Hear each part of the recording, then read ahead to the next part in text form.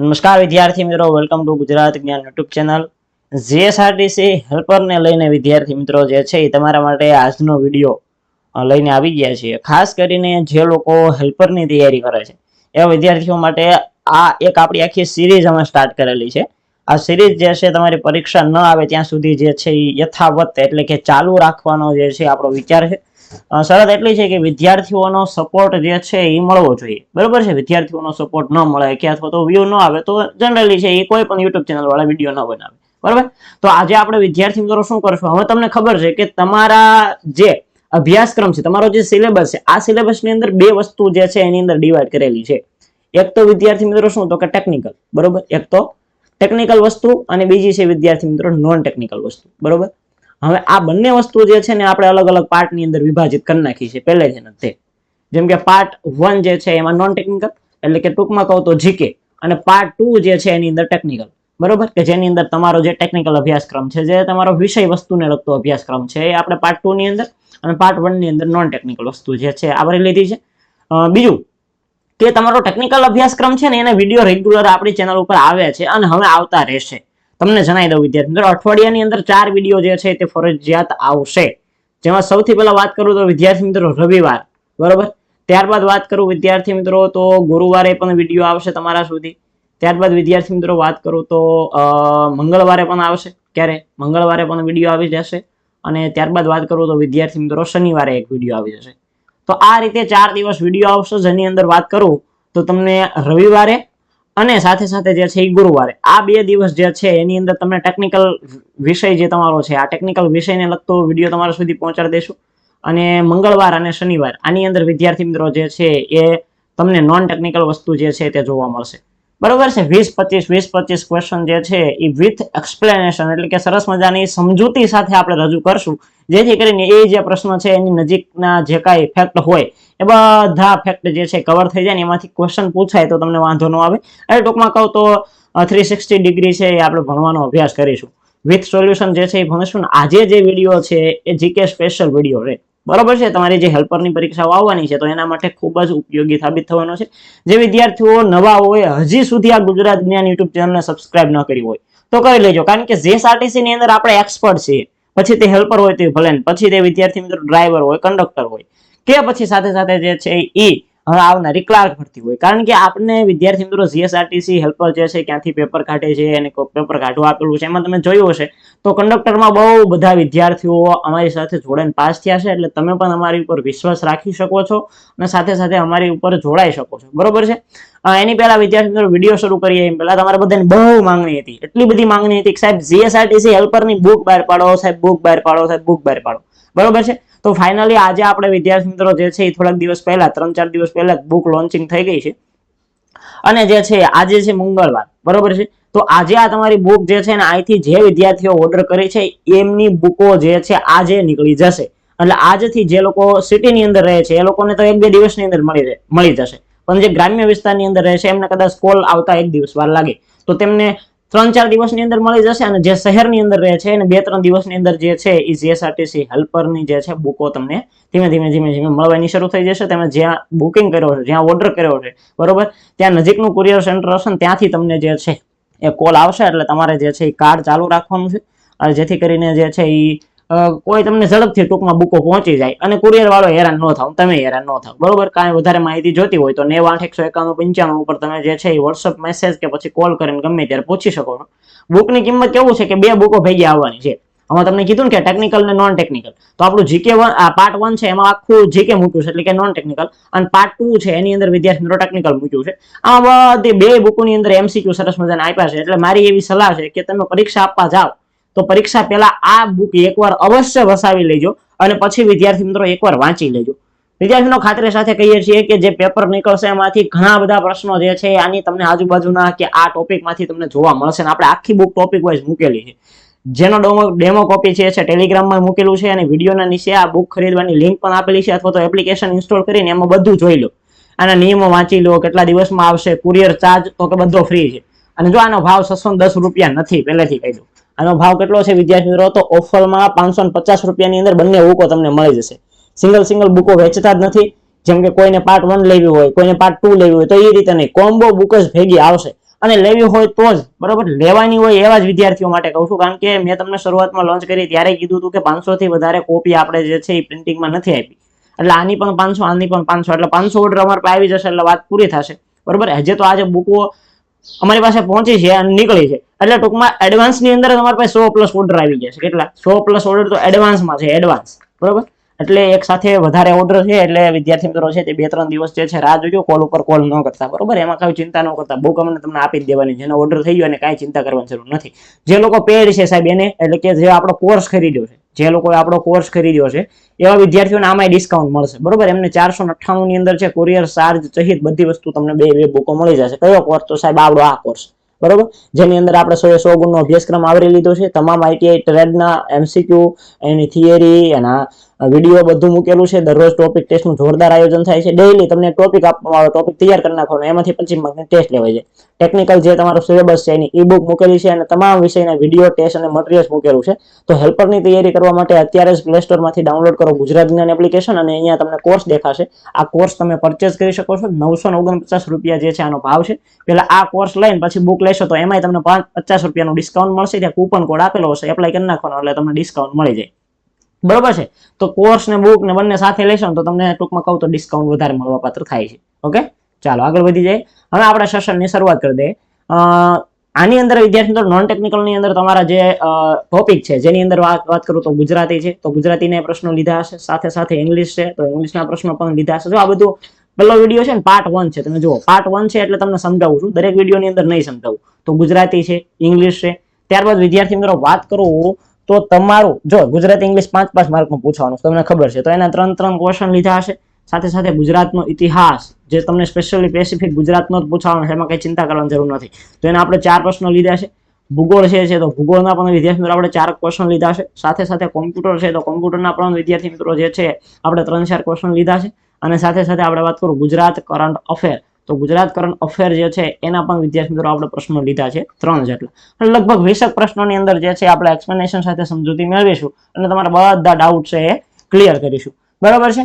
અત્યારે આ વિડીયો જે છે એ રેકોર્ડેડ ફોર્મની અંદર મૂક્યો છે, એટલે મેં રેકોર્ડ કરીને મૂક્યો છે. તમને એવું લાગતું હોય સાહેબ તમે લાઈવ આવીને વિડીયો લ્યો, સેશન લ્યો, જેથી કરીને અમને વધારે મજા આવે, એવું હોય તો નીચે આજના વિડીયોની અંદર જે છે કોમેન્ટ કરી નાખજો અને એક ટાઈમ પણ કોમેન્ટ કરજો. જે વિદ્યાર્થીઓ આ જોવે છે ને એવું લાગે છે કે સાહેબ લાઈવ વિડીયો લો, તો તમારે એવું લખવાનું છે સાહેબ લાઈવ, કોમેન્ટ આવું કરવાનું છે લાઈવ, અને પછી ટાઈમિંગ લખો, જેમ કે 9 રાત્રિનું ટાઈમિંગ લખજો એટલે મજા આવશે, અથવા દિવસેનો તમારે જ્યારે એમ લાગે કે આ ટાઈમે આપણું ફ્રી છે તો એ ટાઈમ આ રીતે તમે કોમેન્ટ બોક્સની અંદર લખજો બરોબર. 15-20 આવી કોમેન્ટો આવી જશે એટલે એનો મતલબ એ કે વિદ્યાર્થીઓને જે છે લાઈવ ભણવાની વધારે મજા આવશે, તો આપણે લાઈવ થઈને વિડીયો જે છે મૂકશું. બાકી આ રીતે રેકોર્ડેડ ફોર્મની અંદર મૂકી દેશું.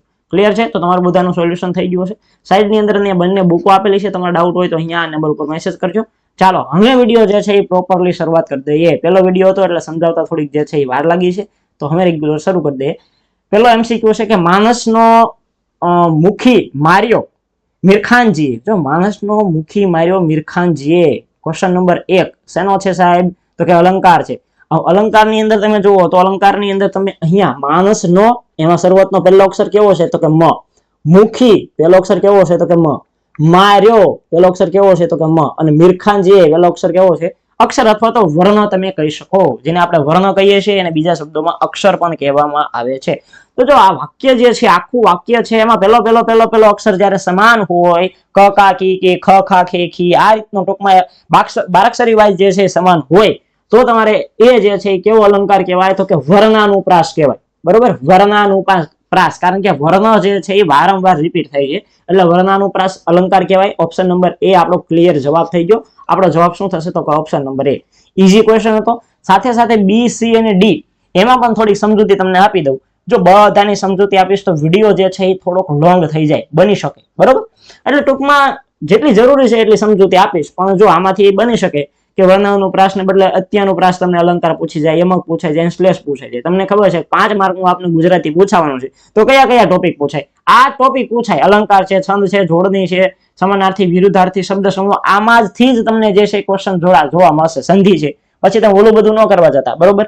ક્રિયાપદ ને ક્રિયા વિશેષણ ને એ બધું તમારે કરવાની જરૂર નથી, વિભક્તિ ને બધું તૈયાર કરવાની જરૂર નથી મિત્રો બરોબર.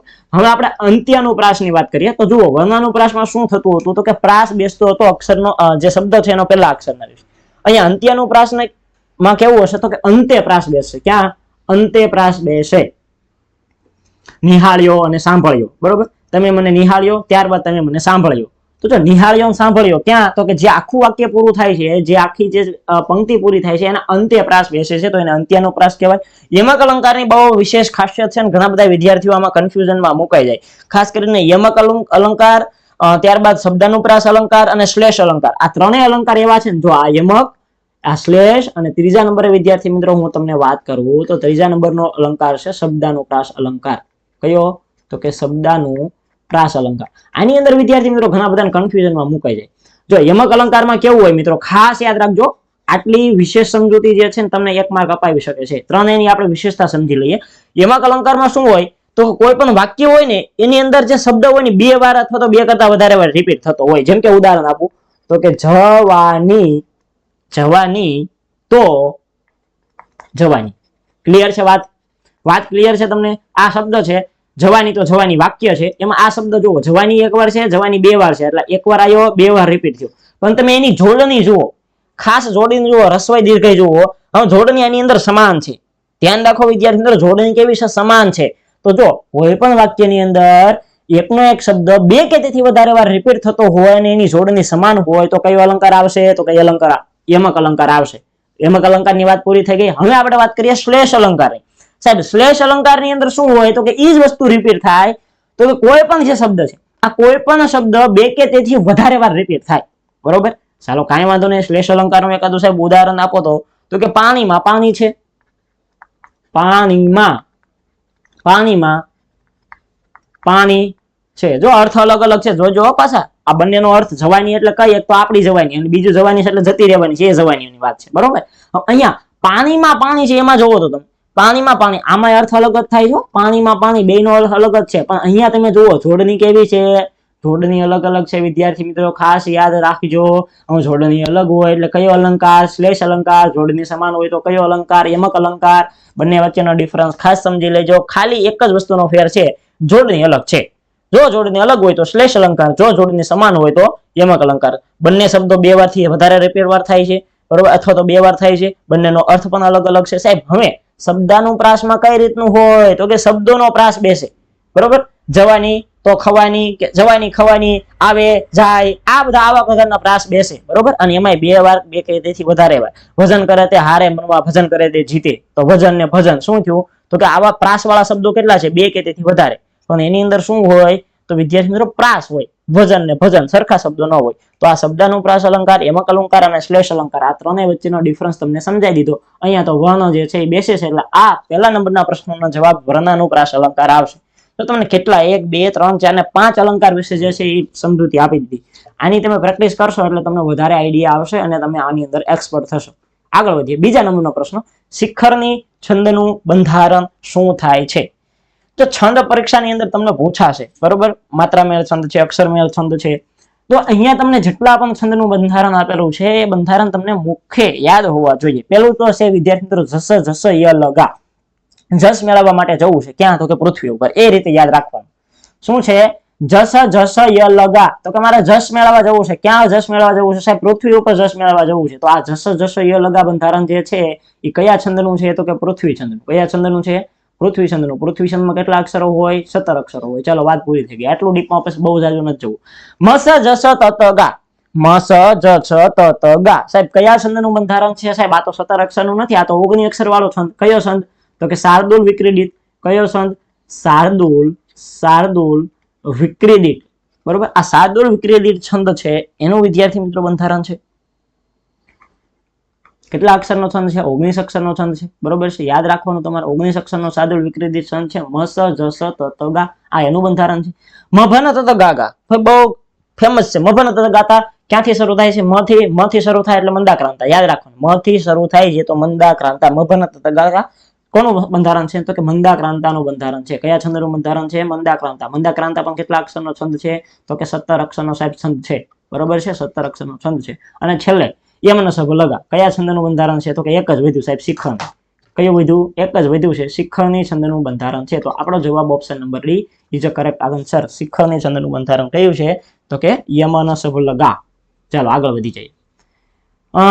Question number 3. ટાઢ તડકા વેઠવા રૂઢિપ્રયોગનો અર્થ શું થાય? જો રૂઢિપ્રયોગ પણ પૂછાય છે પરીક્ષાની અંદર, બહુ ઇમ્પોર્ટન્ટ છે. આવી બધી વસ્તુ પૂછાશે કારણ કે જ્યારથી આખી બોડી બદલાઈ છે, જ્યારથી તમારી પરીક્ષા ગુજરાત ટેકનોલોજીકલ યુનિવર્સિટી લેવાની છે, ત્યારથી તમારું પેપર સાવ એવું તો નહીં જ આવે સાવ ઈઝી લેવાનું, કેમ નાના છોકરાને આવડતું એવું તો નહીં આવે, પણ આવું તો નાના છોકરાને આવે. ટાઢ તડકા વેઠવા 6ઠ્ઠા ધોરણનો રૂઢિપ્રયોગ છે. ટાઢ તડકા વેઠવા એટલે શું? ટાઢ એટલે શું વિદ્યાર્થી? અહીંયા તમારે સુખ સહન કરવાનું, સુખ, અને ત્યારબાદ તડકા એટલે દુઃખ, બરોબર? આ રીતે તમારે અર્થમાં લેવાનું છે. તો સુખ દુઃખ જે છે એ સહન કરવું, મતલબ કે શું? તો કે ટાઢ તડકા જે છે વેઠવા. અહીંયા ઠંડી ગરમી કે પછી અપમાન કે પછી શિયાળો ઉનાળો એનો કોઈ અર્થ જ નથી. ઓટોમેટિકલી જે છે એ થોડુંક તમે વાંચન કરેલું હોય એટલે આનો જવાબ તમને આવડી જાય. તો option number she is the correct answer, સુખ દુઃખ સહન કરવા. આગળ વધી જઈએ. ત્યારબાદ ચોથા નંબરનો પ્રશ્ન છે, a word that is used as a name of person. જો અહીંયા શું કહેવા માંગે છે કે કોઈ પણ પર્સન એટલે વ્યક્તિ, કોઈ પણ વ્યક્તિ, ત્યારબાદ પ્લેસ, પ્લેસ એટલે વસ્તુ, અને ત્યારબાદ અ થિંક ઓફ ક્વોલિટી ઇઝ. જો અહીંયા તમને એવું કહેવા માંગે છે કે કોઈ પણ વ્યક્તિ છે, વસ્તુ છે, એ ગુણવત્તા હોય, એનું એક પર્ટિક્યુલર જે છે એના માટે વપરાતો શબ્દ, જેમ કે હું છું તો મારા માટે વપરાતો શબ્દ તો કે સંદીપ, બરોબર? ત્યારબાદ કોઈ પ્લેસ છે, જેમ કે હિમાલય છે, તો હિમાલય માટે વપરાતો શબ્દ કયો? તો કે હિમાલય, બરોબર? તો એમ કોઈ પણ વ્યક્તિ છે, વસ્તુ છે, એની ગુણવત્તા છે, એના માટે પ્રોપરલી શબ્દ જે વપરાય છે તેને શું કહેવાય? તો કે તેને નામ કહેવાય. શું કહેવાય? નામ. અને નામને આપણે ઇંગ્લિશની અંદર નાઉન કહીએ છીએ. તો ટૂંકમાં કહું તો નાઉનની અહીંયા વ્યાખ્યા તમને પૂછાવી. નામ જે છે, નામની તમને વ્યાખ્યા અહીંયા પૂછી હતી. ક્લિયર છે? તો option number D is the correct answer. આગળ વધીએ મિત્રો. 5મા નંબરનો પ્રશ્ન, give plural form of index. હવે સિંગ્યુલર અને પ્લુરલ એટલે કે તમારે એકવચન અને બહુવચન જે છે એના નિયમો થોડાક તમને ખ્યાલ હોય તો તમે જવાબ આપી શકો. હવે અહીંયા શું છે કે આપણે જ્યારે બાળપણમાં ટ્યુશન ક્લાસીસ કરાવતા કે ઇંગ્લિશના ક્લાસમાં જતા કે અભ્યાસ કરવા માટે જતા ને ત્યારે આપણને એક વસ્તુ છે, અહીંયા તમે પેલા શબ્દ જુઓ તો કે ઇન્ડેક્સ શબ્દ આપેલો છે. કયો? ઇન્ડેક્સ. આપણને શું શીખવા મળ્યું છે કે સાહેબ જે કઈ શબ્દ હોય એની પાછળ એસ હોય, ડબલ એસ હોય, ત્યારબાદ વિદ્યાર્થી મિત્રો એચએસ હોય કે પછી સીએચ હોય કે એક્સ હોય, આ ઉપરાંત વાત કરું તો ઝેડ હોય, ઓ હોય, આવા જે કઈ શબ્દ હોય, સોરી, શબ્દની પાછળ આ પ્રકારનો અક્ષર હોય તો આ શબ્દ જે છે એને કાઢી નાખવાનો ને એની બદલે ઈએસ લગાડી દેવાનો. આવું તમને જે છે એ વિદ્યાર્થી મિત્રો આપણને શીખવા મળ્યું છે. આવું આપણને શીખવા મળ્યું છે. હવે સાહેબ અહીંયા જુઓ તો અહીંયા જે છે એક્સ તમે કાઢી નાખો, એક્સ તમે કાઢી નાખો તો અહીંયા ઈએસ તો છે, અહીંયા ઈ તો છે જ એટલે ઈ કરવા જરૂર નથી. અહીંયા ઇન્ડેસ થઈ જાય, પણ ઇન્ડેસ જેવો કોઈ શબ્દ છે જ નહીં વાલેલા ડિક્શનરીની અંદર. જો તમે નિયમ પ્રમાણે ચાલો તો અહીંયા એક્સ કાઢી અને ઈએક્સ લગાડવાનો થાય, ઈ તો આગળ છે એટલે ખાલી એસ લગાડવાનો થાય, બરોબર છે? તો ઈ તો વિદ્યાર્થી મિત્રો પોસિબલ જ નથી. તમે જુઓ અહીંયા, અને ઓપ્શનમાં તમને એ રીતનું નથી આપી દીધું. તો આ વસ્તુ ઇન્ડેક્સ જે છે એ શું છે? અપવાદ છે. યાદ રાખજો વિદ્યાર્થી મિત્રો, ઇન્ડેક્સ વસ્તુ શું છે? અપવાદ. આવા ઘણા બધા અપવાદો હોય, જેમ કે સામાન્ય રીતે ઓક્સ. આ ઓક્સ એક શું છે? તો એક વચન છે. આ ઓક્સ નું તમારે બહુવચન કરવું હોય તો ઓક્સ ને બદલે ઓક્શન આવશે. જો પાછળ એક્સ જ છે પણ તેમ છતાં ઈએન લાગ્યું. તો આવા ઘણા બધા અપવાદ છે, આવા ઘણા બધા અપવાદ છે. જેમ કે ક્લોથ, ક્લોથ એટલે કપડા થાય, બરોબર? આ ક્લોથ છે. ક્લોથ નું તમારે બહુવચન કરવું હોય તો ખાલી એને જે છે ને ક્લોથ એસ જ લગાડવાનો છે, બરોબર? કારણ કે અહીંયા પાછળ એચ છે તોય છતાં જે છે એ ફરી જશે, બરોબર? તો ક્લોથ નું તમારે બહુવચન કરવું તો ક્લોથ આ રીતે થશે. તો આ અમુક અપવાદ શબ્દો યાદ રાખવાના, એમાંથી પણ પૂછાઈ જાય. અહીંયા વિદ્યાર્થી મિત્રો શું તમારે યાદ રાખવાનું છે? અહીંયા તમારે યાદ રાખવાનું છે કે સીઈએસ લાગશે. શું યાદ રાખવાનું છે? સીઈએસ લાગશે. તો option B is the correct answer. ચાલો, ત્યારબાદ સિવાયની ખાલી જગ્યા જૂન, English for 2 years in next. એટલે કે સિવાની જે છે એ અભ્યાસ કરવા માટે જવાની છે જૂનની અંદર. અને ક્યારે? તો કે 2 years ઇન નેક્સ્ટ, એટલે આવનારા 2 વર્ષની અંદર જે છે જવાની. એટલે અહીંયા જે છે એ આખા ભવિષ્યની વાત કરેલી છે. ભવિષ્યની વાત કરેલી હોય એટલે વિદ્યાર્થી મિત્રો વિલ જે છે એની શરૂઆત થાય ને આઈએનજી પણ લાગેલું હોય. આઈએનજી લાગ્યું હોય એવું એક જ છે. જો અમુક જે 12 કાળ છે, આ 12 કાળની ખાલી તમને એક મિત્રો વાક્ય રચના ખબર હોય ને, વાક્ય રચના, બરોબર? કરતા, પછી કર્મ, પછી આઈએનજી છે કે પછી શેલવેલ છે, જે કઈ લાગતું હોય એ પ્રકારની એક ખાલી બધા 12 કાળની એક વાક્ય રચના તમે યાદ રાખી લો. આમાંથી તમારો જે છે 5 માર્કનું તમને ઇંગ્લિશ પૂછવાનું છે તો 5 માંથી એકાદ પ્રશ્નો જે છે તમને આરામથી મળી જશે. અને કોઈ પણ ઇંગ્લિશની બુક લઈ લો, ઇંગ્લિશની બુકમાં બધા કાળની વાક્ય રચનાઓ આપી લેશે. હકાર નકાર પ્રશ્નાથી પછી કરજો, પેલા હકારની વાક્ય રચના ગોતી લો. 12 કાળની, 12 કાળની હકારની વાક્ય રચના ગોતીને એક પેજની અંદર લખી નાખો, બરોબર? પછી એને ગોખી નાખો, બરોબર? તો તમને ઓટોમેટિકલી જે છે ખ્યાલ આવી જશે કયા કાળનું છે. જો 2 years ઇન નેક્સ્ટ આટલી તો ખબર પડે ને કે આવનારા 2 વર્ષોની વાત કરેલી છે એટલે ભવિષ્યની વાત હશે. તો તમારે આઈએનજી લાગે તો આઈએનજી વાળો એક જ ઓપ્શન છે. તો ઓપ્શન નંબર બી છે કરેક્ટ આન્સર, બરોબર? તો ઇંગ્લિશ ગુજરાતીના પ્રશ્નો પૂરા છે. ત્યારબાદ આપણે થોડાક જે છે ઇતિહાસ તરફ જઈએ. કે લંડનની અંદર ધ ઇન્ડિયન હોમ રૂલ સોસાયટીની સ્થાપના છે તે કોના દ્વારા કરવામાં આવી? જો ઘણો બધો ઇતિહાસ છે ધ ઇન્ડિયન હોમ રૂલ સોસાયટીનો. એમાં ખાસ કરીને આની સ્થાપના છે ને કોને કરી? તો કે શામજી કૃષ્ણ વર્માએ કરી. ક્યારે વિદ્યાર્થી મિત્રો? તો કે 1905 ની અંદર, આઈ થિંક 1905 ની અંદર, બરાબર. 1905 નો વર્ષ હતું અને આ વર્ષના રોજ તારીખની વાત કરું તો 18મી ફેબ્રુઆરી. જો શામજી કૃષ્ણ વર્મા એનો આખો સંઘ એટલે કે એની સાથે જોડાયેલા જે કઈ સભ્યો હતા તેના દ્વારા, બરોબર. તો એના દ્વારા ઇન્ડિયન હોમ રૂલ સોસાયટીની સ્થાપના જે છે તે કરવામાં આવેલી હતી. તો આપણે આમાં ડીપમાં બહુ નથી જવું. ધ ઇન્ડિયન હોમ રૂલ સોસાયટીની સ્થાપના શામજી કૃષ્ણ વર્માએ 18મી ફેબ્રુઆરી 1905 ના રોજ કરી અને સાથે કોણ હતા? તો કે એમના સભ્યો હતા, બરોબર છે. આગળ વધી જઈએ.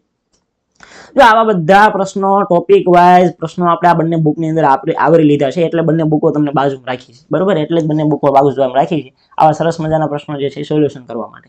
ચલો, ગાંધીજીએ પ્રથમ વ્યક્તિગત સત્યાગ્રહ તરીકે કોની પસંદગી કરી? તો કે વિનોબા ભાવે. ત્યારબાદ દ્વિતીય સત્યાગ્રહ થયો તો દ્વિતીય સત્યાગ્રહની અંદર જવાહરલાલ નહેરુની પસંદગી કરી અને ત્યારબાદ ત્રીજો જે છે એ સત્યાગ્રહ થયો જો વ્યક્તિગત સત્યાગ્રહ, કારણ કે 1939 થી શરૂ કરીને 1945 આસપાસનો સમયગાળો અને આ સમયગાળા દરમિયાન દ્વિતીય વિશ્વ યુદ્ધ થયું હતું. અને જો સામૂહિક રીતે યુદ્ધ કરે કે એ રીતનું કરે તો સરકારને જે છે સરકાર ઉપર માઠી અસર થાય એવું હતું. એટલે શું નક્કી કર્યું ગાંધીજીએ? તો કે આપણે વ્યક્તિગત સત્યાગ્રહ કરો. કોઈ એક વ્યક્તિનું જે છે નામ આવે, કોઈ અંગ્રેજો દ્વારા જે છે એ ધરપકડ કરવામાં આવે તો એક જ વ્યક્તિઓનો જે છે ધરપકડ થાય, એટલે વ્યક્તિગત સત્યાગ્રહની શરૂઆત કરી. એમાં પ્રથમ જે વ્યક્તિગત સત્યાગ્રહ થયો એના લીડર વિનોબા ભાવે હતા. ત્યારબાદ દ્વિતીય વિશ્વ આમાં શું થયું? વિનોબા ભાવેની ધરપકડ થઈ અને ત્યારબાદ દ્વિતીય જે સત્યાગ્રહ થયો વ્યક્તિગત સત્યાગ્રહ, એમાં જવાહરલાલ નહેરુની પસંદગી કરવામાં આવી. ત્યારબાદ ત્રીજો સત્યાગ્રહ થયો, એની અંદર કોની નિયુક્તિ કરવામાં આવી હતી, કોની પસંદગી કરવામાં આવી હતી? એવો પ્રશ્ન તમને અહીંયા પૂછેલો છે. તો કે મોહનલાલ પંડ્યા નહીં આવે. જો સરદાર વલ્લભભાઈ પટેલ જે છે ને, તમને ખ્યાલ જ હોય કે આ સત્યાગ્રહની અંદર સરદાર વલ્લભભાઈ પટેલ મોખરે હોય. સરદાર વલ્લભભાઈ પટેલ તો હોય જ, પણ એટલું યાદ રાખજો કે રવિશંકર મહારાજે નહીં આવે અને બ્રહ્મકુમાર દત્ત છે ને એ જવાબ તમારો સાચો થશે. તો સાહેબ તમે કીધું ખરું, સરદાર વલ્લભભાઈ પટેલ જે છે એની પણ નિયુક્તિ થઈ હતી. યાદ રાખજો, ત્રીજા નંબરે બ્રહ્મકુમાર દત્ત જે છે એની નિમણૂક કરવામાં આવી હતી. ત્યારબાદ ચોથો જે વ્યક્તિગત સત્યાગ્રહ થયો ને એમાં સરદાર વલ્લભભાઈ પટેલની નિયુક્તિ કરવામાં આવી હતી. તો ચારે વસ્તુ યાદ રાખવાની છે. પ્રથમ કોણ? વિનોબા ભાવે, એમની ધરપકડ થઈ. દ્વિતીય નંબરે કોણ? જવાહરલાલ નહેરુ.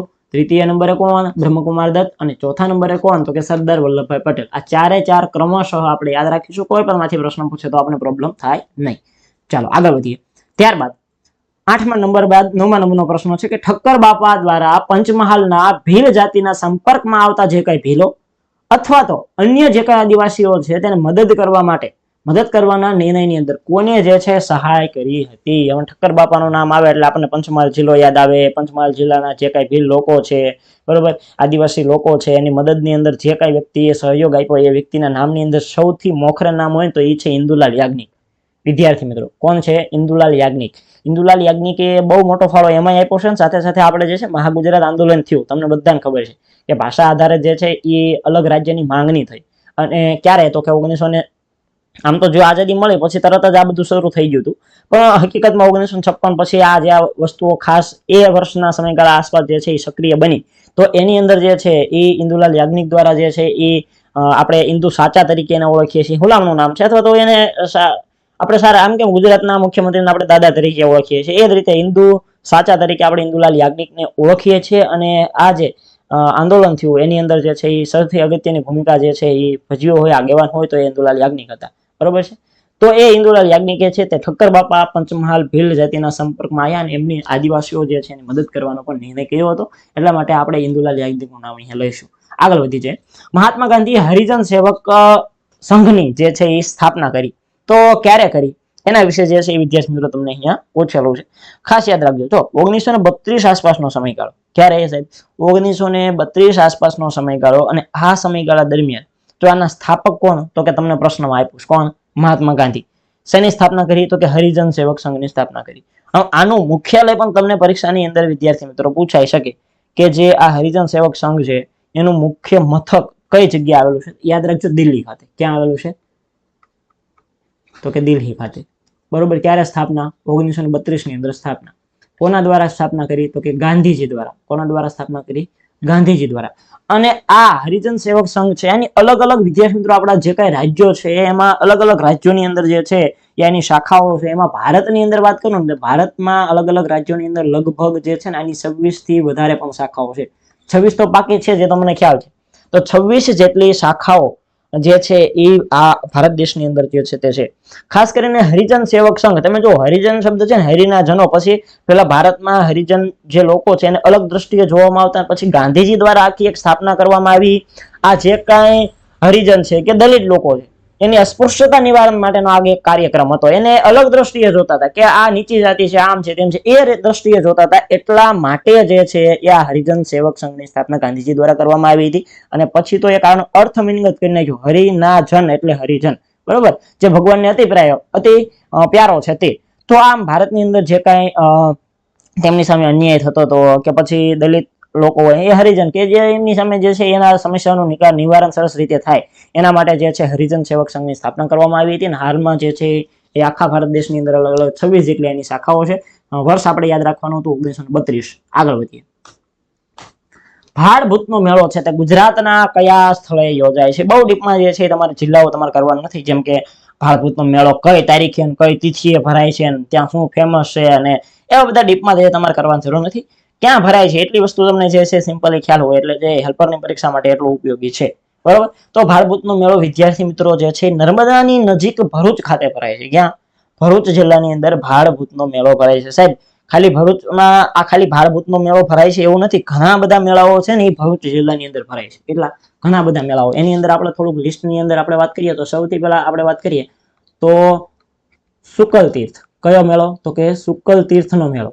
તો શુકલ તીર્થનો જે મેળો છે એ ક્યાં ભરાય છે? તો કે ભરૂચ ખાતે ભરાય છે.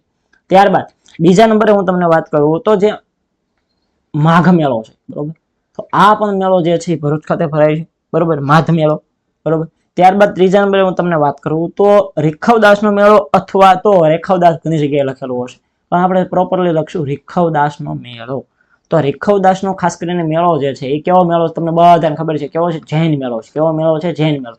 તો રીખવદાસનો જૈન મેળો પણ ભરૂચ જિલ્લાની અંદર ભરાય છે. તો આ ઘણા બધા મેળાઓ જે છે એના વિશે આપણે વાતચીત કરી લીધી. ભાડભૂતનો મેળો, શુકલ તીર્થનો મેળો, માધ મેળો, આ સિવાય રીખવદાસનો જૈન મેળો, આ બધા મેળાઓ ભરૂચ જિલ્લાની અંદર ભરાય છે. એટલે આપણે યાદ રાખશું ઓપ્શન નંબર એ જ કરેક્ટ આન્સર.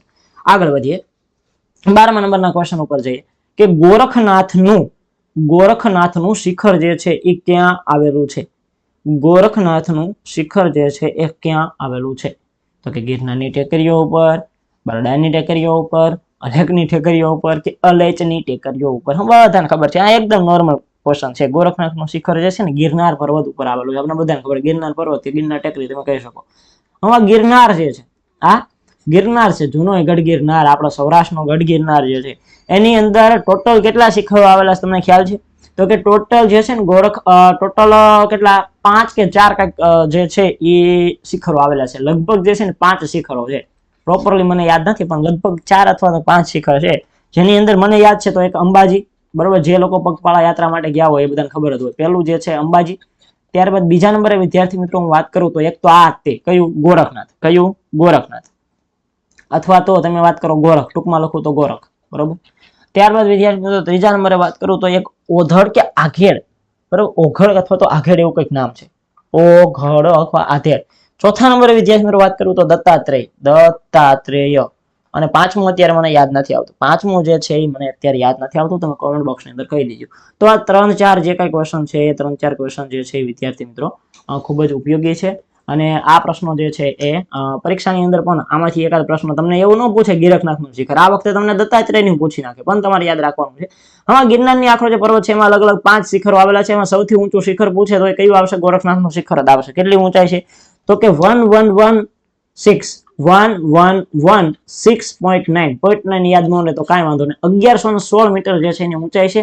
ફૂટની અંદર તમને પૂછે તો આશરે કેટલી? 3600 ફૂટ. આશરે વિદ્યાર્થી મિત્રો જે છે 3600 ફૂટ યાદ રાખવાની છે.